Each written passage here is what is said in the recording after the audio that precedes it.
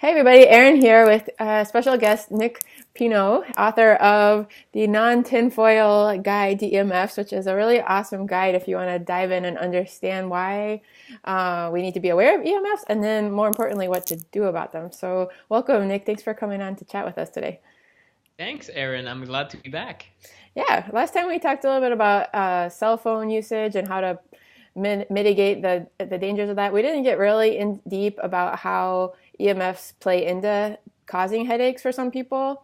So I was hoping we could talk more about that today. What is the mechanism there? Like, why are people with migraines or headaches especially need to pay attention to the EMFs in their environment?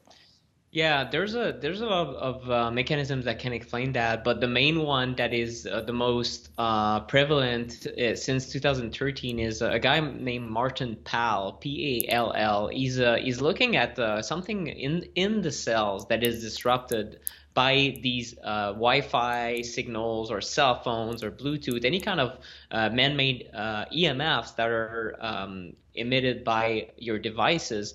Basically, how it works is that in your cells, you have little channels that are minuscule and that let calcium go in or calcium go out.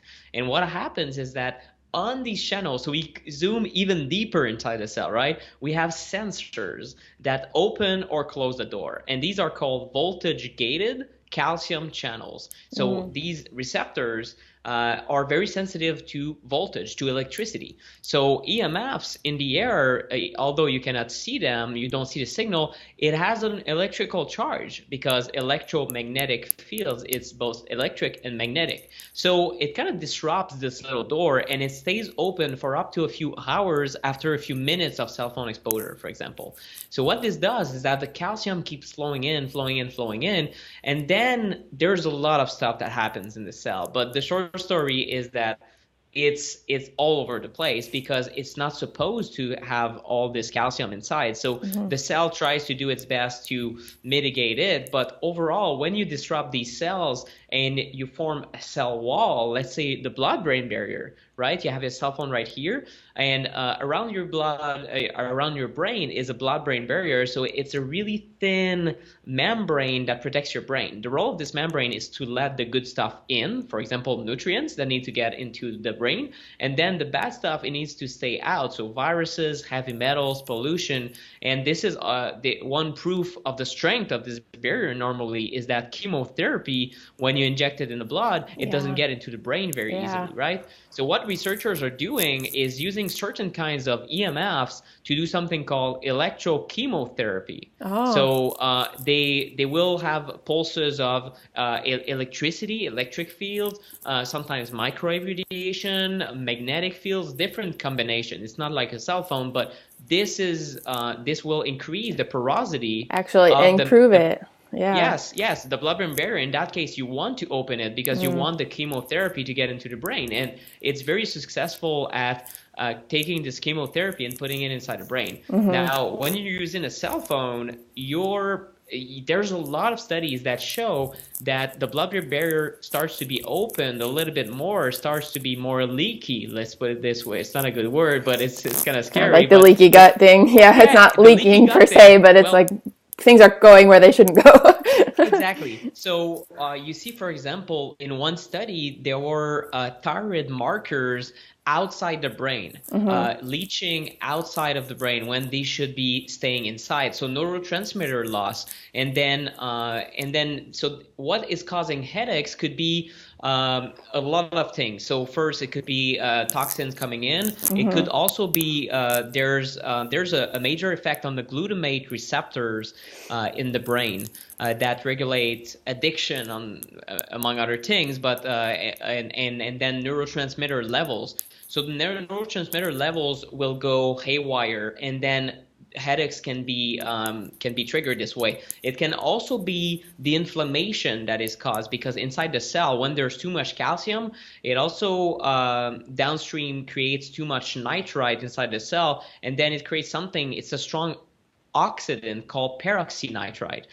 So peroxynitrite is so powerful that it will make it would cause cell death in certain situations, even if the cell cannot get rid of it. Mm-hmm. So it's overall inflammation, it's blood-brain barrier disruption, it's neurotransmitter loss, it's pollution getting into the brain when it shouldn't, and all these mechanisms together can all explain why some people get migraines and headaches.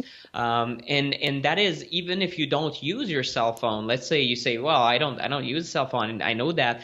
Well, maybe you're so sensitive that you could be responding to just Wi-Fi. So consider that as well. I mean, be on the lookout. How do you feel? Do you have migraines? Do you have headaches when you go into a coffee shop and there are two Wi-Fi routers, for example, compared to home where maybe you don't have a Wi-Fi router or you use Ethernet, which I recommend.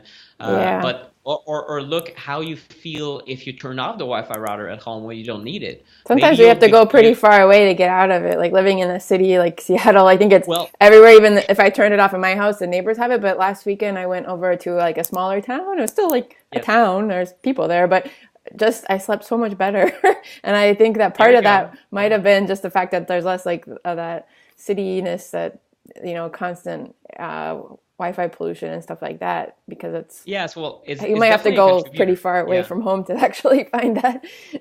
Yeah, definitely. And you know what? The main problem and the most concerning thing is that I talked about the VGCCs, these sensors, these voltage gated calcium channels. They're so sensitive that in fact you can trigger them or you can disrupt them at levels of EMFs in the air 7.2 million times lower than the safety limits. Hmm. So the safety limits are 61.4 volts per meter or units of radiation, who cares? And then you go 7 million times less and you can still keep them a little bit too open compared to normal. So this shows you that the safety standards haven't looked at this mechanism. The safety Yeah. standards have been based on heating effect. That's the thing. Heating It's effect. Are they basically meant what for more like acute exposure? Are they meant for chronic exposure too? Or they're meant for acute yeah. for sure because it's 6 minutes. It's tested for 6 minutes on a mannequin head. So first, the head is too big. It's like a 6'2" man, 220 pounds. Doesn't make sense for the average user. I'm way smaller than that, and a 4-year-old is way smaller than me. And then it's also only accounting for heating effects. So basically, how they determine that cell phones are safe, and they give them what's called a SAR rating. That's how much a cell phone will heat the inside of your brain or the tissue topically, but also inside in a given amount of time. So if it increases your brain temperature more than 2 degrees Celsius, it's deemed unsafe. If it's less than that, it's deemed safe. But we're only talking about one of the many effects that could happen when you have EMFs, right? It's only Yeah. heat.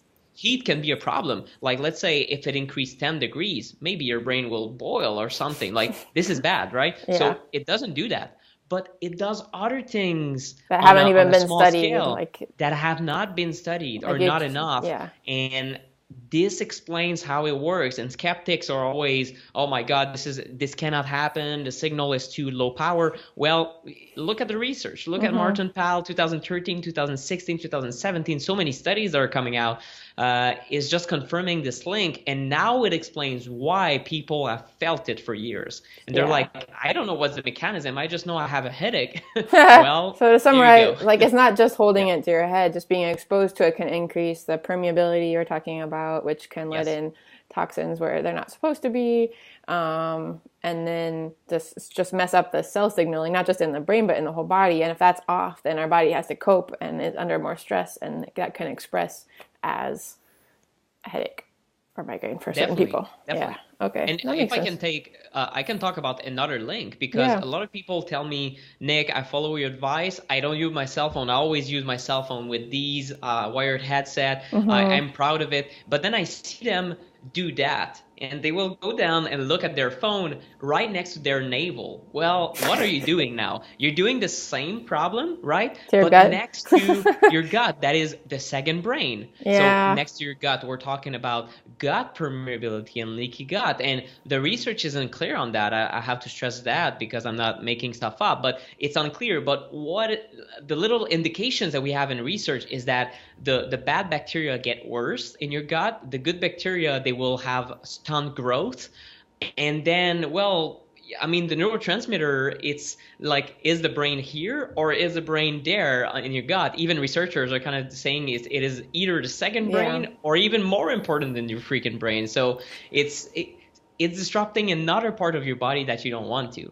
Hmm. So maybe it can even be a trigger for neurotransmitter problem if because almost all your serotonin, for example, a neurotransmitter that is so important to just feel like a normal, happy human being, it's produced in your gut. So if you're blasting these guys, you're not helping yourself to have a normal mental state. And then there also might be a downstream effect where you might stay with neurotransmitter problem in your brain. So I wanted to mention that because I see people It's doing not that a good all. solution just to like put it in your pocket and keep talking or something like that. Well, it's Yeah. not Yeah. that good of a solution. Yeah. Let's say if you have a couple minutes exposure per day, you probably fall in a small fraction of the population who is aware and is less abusive of the amount of signals. Right now, everyone is on junk food diet of signal, the way I can put it. It's just all the time. Like the average person looks at their phone a couple hundred times per day, so it's always, always, always.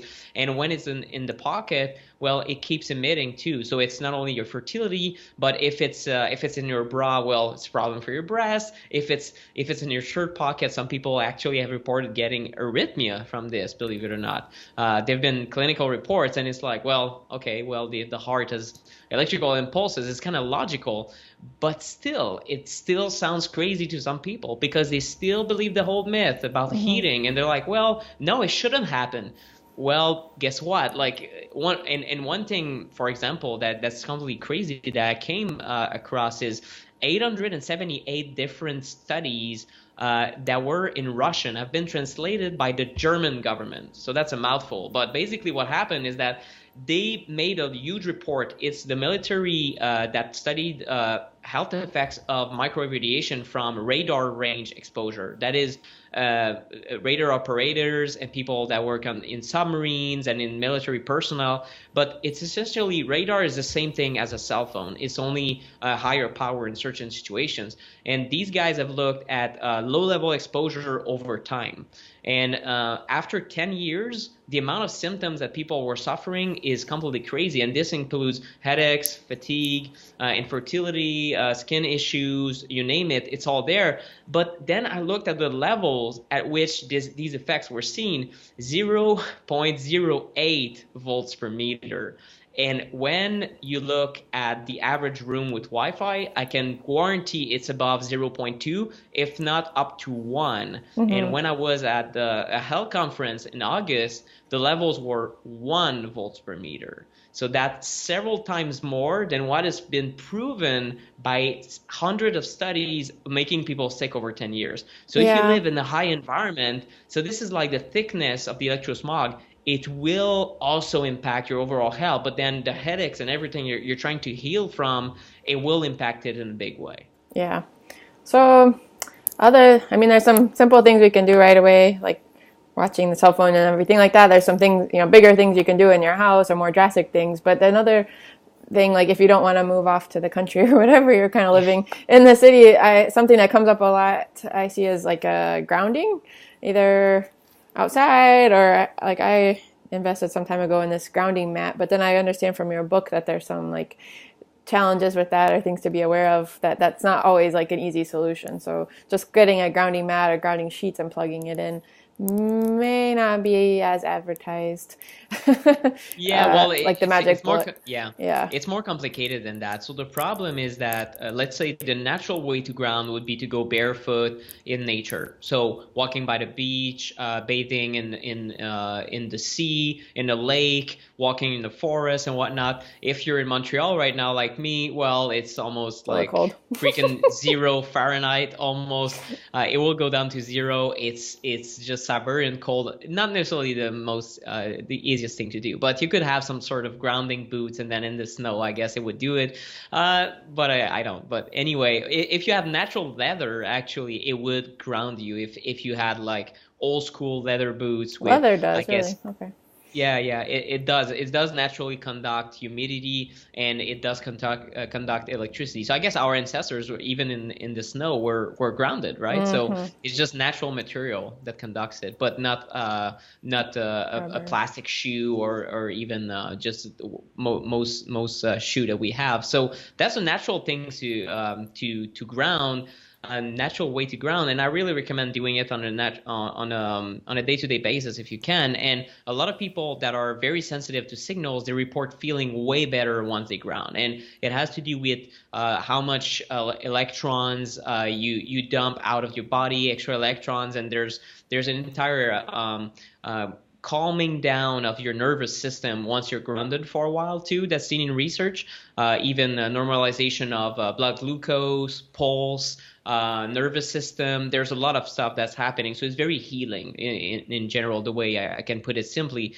But when you do it inside, you're trying to emulate what's in nature. So essentially you're using, let's say, a grounding mat, grounding sheet, grounding pillow, and you're plugging it in as Mm-hmm. instructed in the ground outlet of your bedroom Show wall. people. It just And has this one plug, not like a full exactly. thing. So you put that in the ground outlet, and the idea is that, well, you're gonna dump these free electrons from your body and do the same as in nature. The problem is that electricity can go two ways. So if you have electricity running in your walls, it causes a kind of EMF that's called electrical field. So actually, when you see a wire from the wall, it has electricity inside, but it also has an electric field around that you don't see. Electricity, low level electricity, and this can also disrupt your sleep. So Mm-hmm. one way to measure it, for example, electrical field, would be body voltage, like how much voltage is actually running through your body. It's like a low level electric shock that you can't even feel. So it's not something that's going to kill you or going to make you ill instantly, but it can disrupt your sleep. So what you're doing when you still have the electricity on and you're putting yourself on your mat, well, you increase your body voltage, and in certain cases it can backfire. It can do the opposite of what you're trying to achieve. Would somebody be Especially, able to tell if they just didn't feel good when they did that thing versus like if they felt a lot of relief or they felt maybe some pain relief or they just kind of felt calmer if they're doing it? Can they tell if it's working or not? you could probably tell. The one thing I would tell you not to do is to think like when you do share that you feel worse sleeping grounded, for example, in an electrical environment. A lot of people will tell you, oh no, it will pass, it's just detox. Oh, That's kind of a dangerous idea because it could be detox, to be honest. It could be not. So essentially you're screwing up your entire system for several nights in a row. So if it doesn't get better, I would avoid it. Or if you know you're so sensitive to a cell phone, you can feel it on your hands and whatnot, better not take chances, but it can be fixed, this problem that we talked about. mm-hmm. So one of the ways is first remove all signals from your bedroom, right? So you don't want to have a cell phone and then everything plugged in and buzzing, and then you're on a mat that is essentially a large antenna.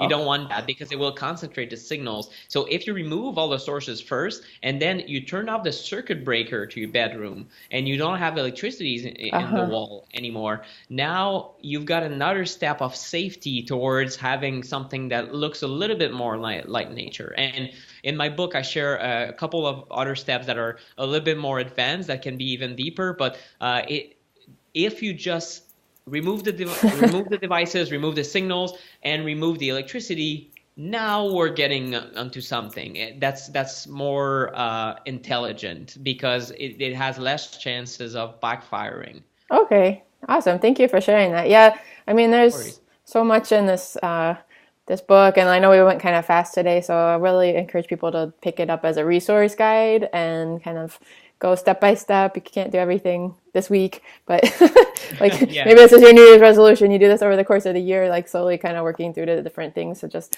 lower the stress in your environment. And to me, it's like fixing bad lighting, working on this kind of stuff, creating meditation habits. They all go hand in hand on a way to just constantly improve, our well-being. And reduce our susceptibility to different triggers that we can't control, like thunderstorms and things like that. Once we get these stressors under control in our body that we do have a way to impact, then we are stronger and more resilient to other things that just happen. Yeah, I totally agree. It's really taking it one step at a time. I mean, if you don't have a grounding mat, it's not essential. It's not essential to stop talking on your cell phone for the rest of your life. I mean, I recommend minimizing your use to just what's essential, you know? So it's just if you work on a computer all day, for example, consider, okay, well, I'm working on Wi-Fi right now, so I'm kind of exposing myself 8, 10 hours per day. How can I go wired? So in my case, it was not ideal, but I have a 75-foot wire that goes across the entire You can apartment. take it And anywhere. then, Okay. So yeah, you're still mobile, but you're just plugged in. I'm plugged in exactly. It's like it's not convenient at all. I can tell you that. It's not pretty either. It's all in the way. But then I have this one household rule with my wife that I have to put it in a closet somewhere when I'm done with my day. So it can be done even if you don't own your place. It's an apartment building right here. We couldn't go wired. Well, it's something that I decided to do, and since I did that, I feel clearer when I work, when I do interviews like these, and I feel good that I'm less exposed. It's like choosing to eat organic on certain things that you're buying. You're minimizing the risks of having something sprayed on there. It's the same thing. Where in your life can you minimize the signals without much hassle? This entire wire is maybe $30, and now I'm minimizing for several hours a day. So it was a big bang for buck, and I'm just preserving my health in a better way. I'm removing another source of stressor from my body, basically. Yeah, well put. Okay. Thank you again for just compiling all this information into a great resource and then coming on to talk to us again. Appreciate you sharing all your knowledge, and I hope this helps a lot of people kind of make sense of a complicated topic that we shouldn't bury our heads in the sand about. We just, start to chip away at it. Yeah, definitely, definitely. Thanks for having me. And maybe something I can mention, the book is found at Yes, please do. Mm-hmm. emfbook.com and EMFbook.com. also Amazon. So the Yeah. non-tinfoil guide to EMFs. And well, thanks for supporting. I see you have your copy, so I'm super grateful for that. Yeah, totally. Okay, talk to you again. Thank you. Thank you.